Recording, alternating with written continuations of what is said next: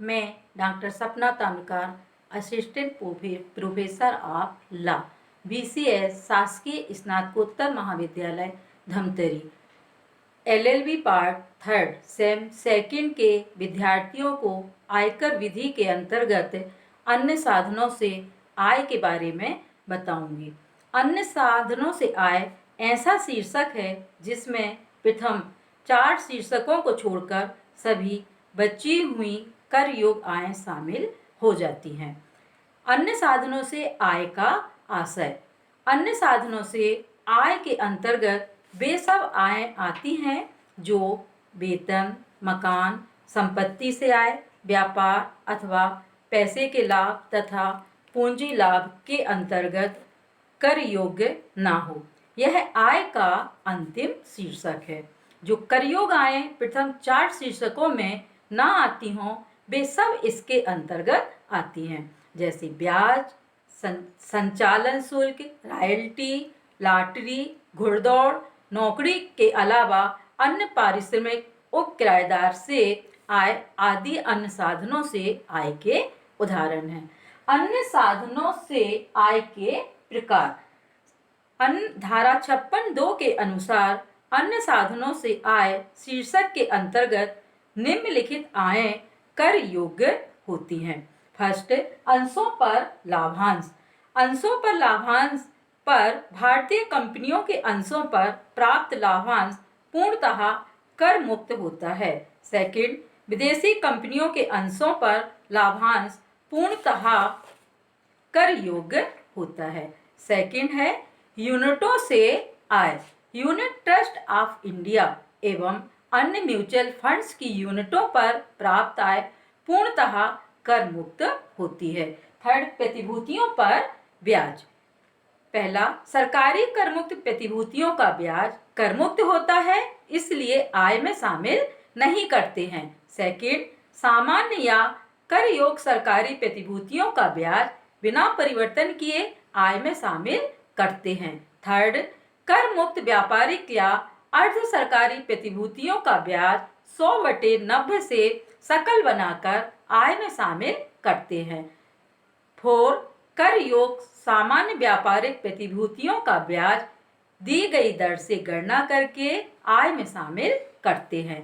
5, यदि कंपनी के ऋण पत्रों, चाहे वो सूचीबद्ध हो या असूचीबद्ध, का शुद्ध ब्याज दिया हो और ऐसी सूचीबद्ध या असूचीबद्ध ऋण पत्रों का ब्याज गत वर्ष में 5,000 रुपये से अधिक हो तो 100/90 से सकल बनाकर आय में शामिल करते हैं। 4 है बैंक ब्याज। बैंक स्थायी जमा पर ब्याज 10,000 रुपये प्रति शाखा या इससे कम हो तो दी गई राशि ही शामिल करते हैं। बैंक में सेविंग बैंक खाते पर जमा ब्याज की राशि कितनी भी हो बिना परिवर्तन कर योग्य होगी। थर्ड, यदि बैंक ब्याज शुद्ध दिया हो और राशि 10,000 रुपये से अधिक हो तो 100/90 से सकल बनाकर आय में शामिल करते हैं। अन्य ब्याज। अन्य ब्याज के अंतर्गत हम देखते हैं कि अन्य किसी प्रकार का ब्याज सकल दिया हो तो दी गई राशि आय में शामिल करते हैं। सेकंड, यदि कंपनी जमा या फर्म में जमा पर ब्याज की राशि 5,000 रुपये से अधिक हो और शुद्ध दी गई हो तो 100/90 से सकल बनाकर आय में शामिल करते हैं। इसी प्रकार पोस्ट ऑफिस जमाओं पर ब्याज। पोस्ट ऑफिस में जमाओं पर ब्याज कर योग्य या कर मुक्त होता है। 7, आकस्मिक आय जैसे लॉटरी से आय, घुड़दौड़ से आय, ताश, जुआ, शर्त, दौड़, वर्ग पहेलियां आदि से आय। 8 है उप किराएदार से आय। मकान संपत्ति को पुनः किराए पर देने से आय। 9, पारिवारिक पेंशन। पारिवारिक पेंशन से आय कर योग्य होगी।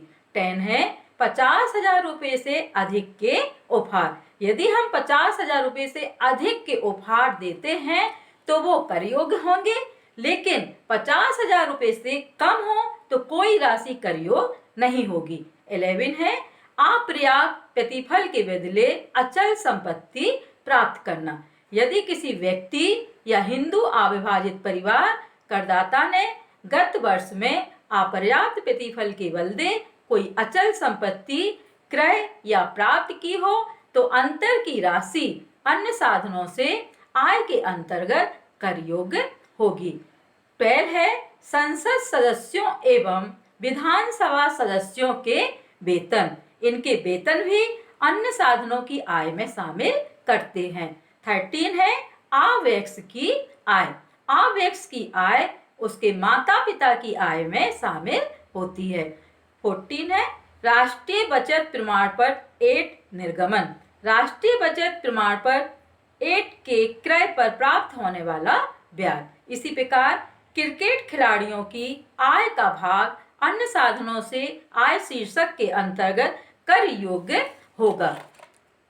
उपर्युक्त के अतिरिक्त निम्नलिखित को भी अन्य सूत्रों से आय शीर्षक के अंतर्गत कराधान माना गया है, जैसे रॉयल्टी की आय, परीक्षक के रूप में कार्य करने हेतु प्राप्त पारिश्रमिक शुल्क, बार काउंसिल द्वारा नामांकन हेतु प्राप्त शुल्क, प्रतिभूतियों पर ब्याज को छोड़कर अन्य कोई ब्याज, हाटों बाजारों तथा मछली क्षेत्रों से प्राप्त आय, पट्टे पर रखे हुए कारखाना से प्राप्त आय, अमान्यता प्राप्त भविष्य निधि में कर्मचारी के अंशदान पर दिया गया ब्याज, खनिज अधिकारों से प्राप्त आय, किसी गैर पैसे पर लेखक को पत्रिकाओं में लेख या कहानियां देने के प्रतिफल के रूप में मिली रकम, किसी कर्मचारी द्वारा अपने नियोजक के अतिरिक्त किसी अन्य व्यक्ति से प्राप्त आय।